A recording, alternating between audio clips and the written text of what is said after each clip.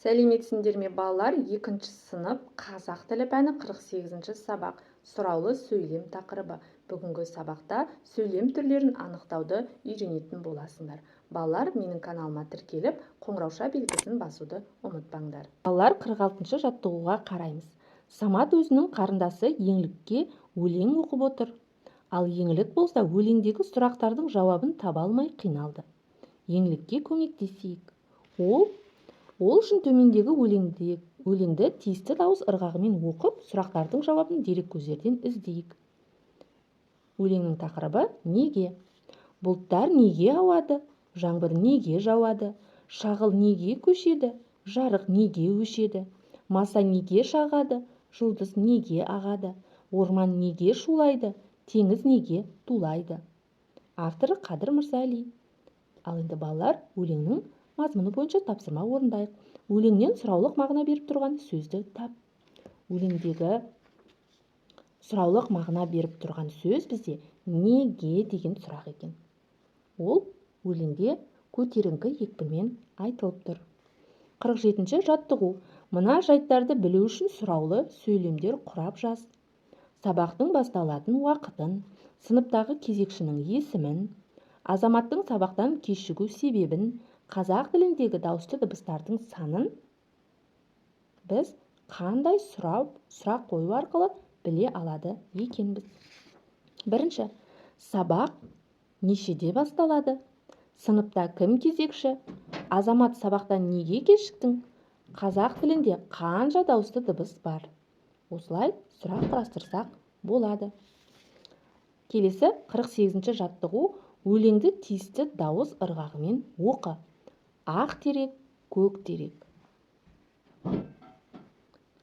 Ақ терек, көк терек. Бізден сізге кім керек? Ел кезекте тіл алғыш, болса сондай ұл керек. Ақ терек, көк терек. Бізден сізге кім керек? Білімді де тәлімді, болса сондай ұл керек. Ал енді балалар, өлеңнің жалғасын өзің айтып көр дейді. Өлеңді жалғастырып көрейік. Ақ терек, көк терек. Бізден сізге кім керек? Ақылды да ұқыпты, болса сондай ұл керек. Бұл ойын саған ұнай ма? Ұнаса, үзіліс кезінде немесе дене шынықтыру сабақтарында ойнап көріңдер. Балалар, үзіліс кезінде ойнауға болатын тағы қандай ойындарды білесіңдер дейді. Балалар, үзіліс кезінде шахмат, шашка, тоғызқұмалақ ойындарын ойнаса болады екен. Келесі 49-шы жаттығу. Бағанның сол жағындағы көп нүктенің орнына тиісті сұрау мәнді сөйлемдерді жаз. Екі бағандағы сөйлемдердің бір-бірінен өзгешелігін дәлелде. Оң жағында өскенде ұшқыш болғым келеді. Ұшқыш болу үшін батыл болу керек. Мен сурет салғанды ұнатамын.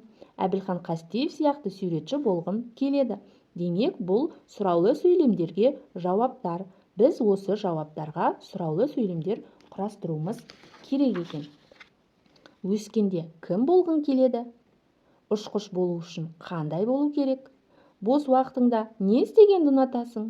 Өскенде кім болғың келеді? Деген сияқты сұрақтар құрастырсақ болады. 50-ші жаттығу. Жұмбақты көшіріп жаз, шешуін тап. Мойны сұрақ белгісі.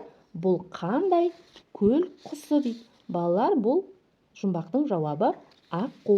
Ал енді жұмбақ шешуіндегі құсты сипаттап жазып көр дейді. Аққу бұл киелі құс. Аққу құсының мойны ұзын. Аққудың түсі ақ. Салмағы 12-13 килограммға дейін жететін ірі құс.